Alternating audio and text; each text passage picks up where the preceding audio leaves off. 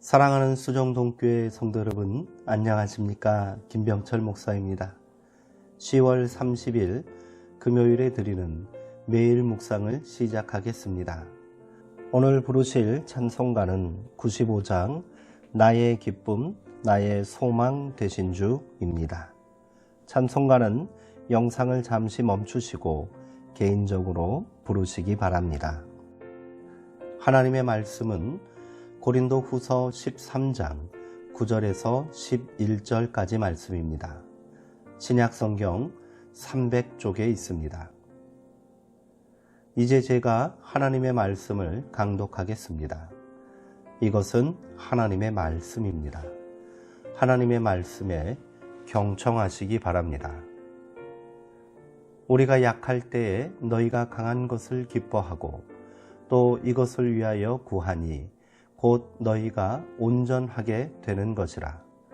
그러므로 내가 떠나 있을 때에 이렇게 쓰는 것은 대면할 때에 주께서 너희를 넘어뜨리려 하지 않고 세우려 하여 내게 주신 그 권한을 따라 엄하지 않게 하려 함이라.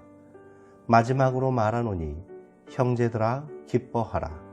온전하게 되며 위로를 받으며 마음을 같이하며 평안할지어다. 또 사랑과 평강의 하나님이 너희와 함께 계시리라. 거룩하게 입맞춤으로 서로 문안하라. 아멘. 마음을 같이하며 평안을 누리자라는 제목으로 묵상 말씀을 나누도록 하겠습니다. 박해에 직면했던 예루살렘 교회는 위기에 처해 있었습니다. 그런데 그 위기는 오히려 교회의 공교회성을 정초하는 매우 중요한 계기가 되었지요.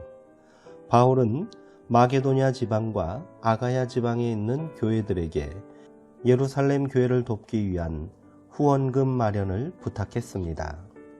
그 지방 교회들은 기꺼이 그 부탁에 응했습니다.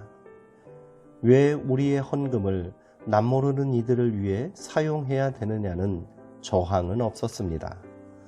복음의 빚을 진 이들로서 모 교회의 공경을 해결하기 위해 협력할 수 있다는 사실을 기꺼워했습니다. 바울은 마게도니아에 있는 여러 교회의 헌신을 이렇게 칭찬합니다. 그들은 큰 환난과 시련을 겪으면서도 기쁨이 넘치고 극심한 가난에 쪼들리면서도 넉넉한 마음으로 남에게 베풀었습니다. 넉넉하기 때문이 아닙니다. 편안하기 때문이 아니라 사랑의 연대를 이루기 위해 자신을 선물로 내어주는 것이야말로 새로운 세상의 징표가 아니겠습니까? 바울은 이것을 하나님께서 여러 교회에 베풀어 주신 은혜라고 말했습니다. 내가 누군가에게 필요한 존재가 된다는 것, 남을 위해 자기를 기꺼이 내줄 수 있는 존재가 된다는 것, 그 자체가 하나님의 은혜입니다. 바울은 그런 사랑의 연대에 동참하려는 이들은 아까워하면서 내거나 마지못해 하는 일이 없어야 한다고 말했습니다. 자발적으로 또 기꺼이 그 일에 동참할 때 하나님께서 그들에게 필요한 것도 채워주시고 그들의 삶을 부유하게 만드신다는 것입니다.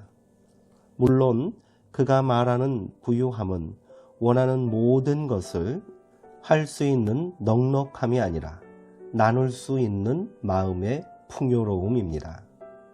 바울은 성도들이 수행하는 이런 봉사의 일은 성도들의 궁핍함을 채워주는 데서 그치지 않고 많은 사람들로 하여금 하나님께 감사를 넘치게 드리도록 한다고 말합니다.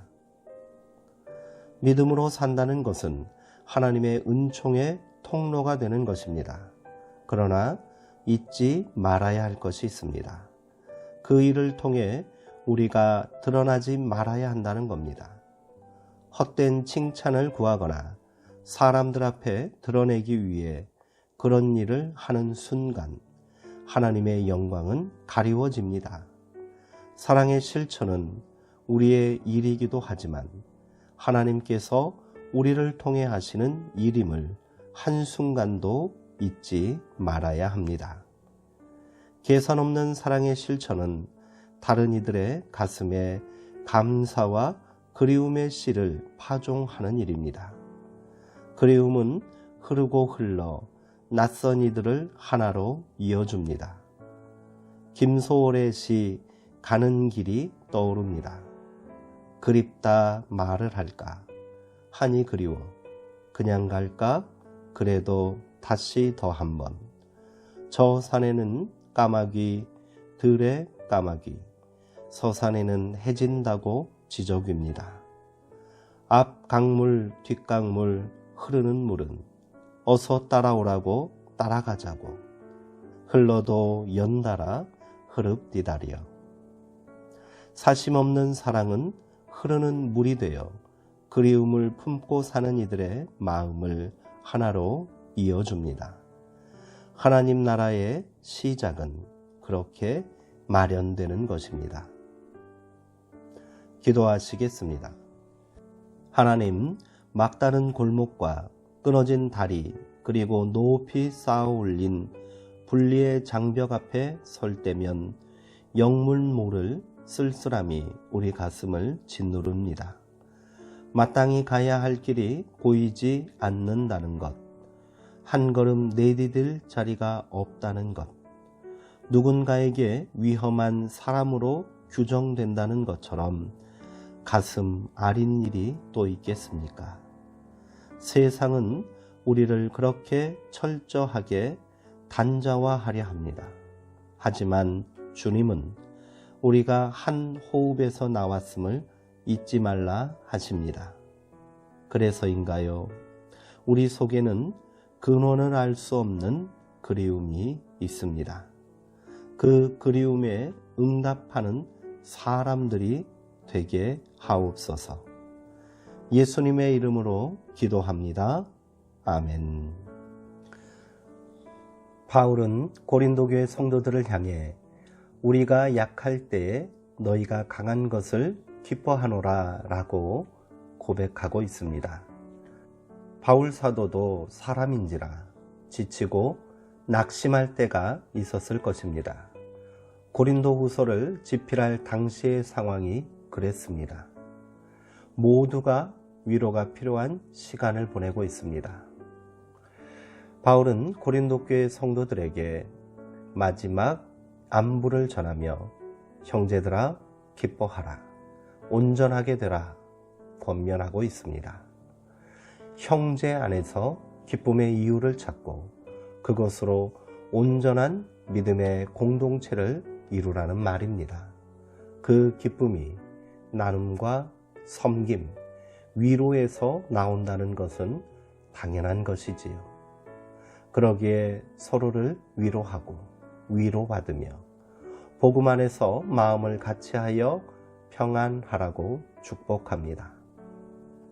위로는 그것을 행하는 자나 받는 자 모두를 평안으로 이끄는 에너지가 됩니다.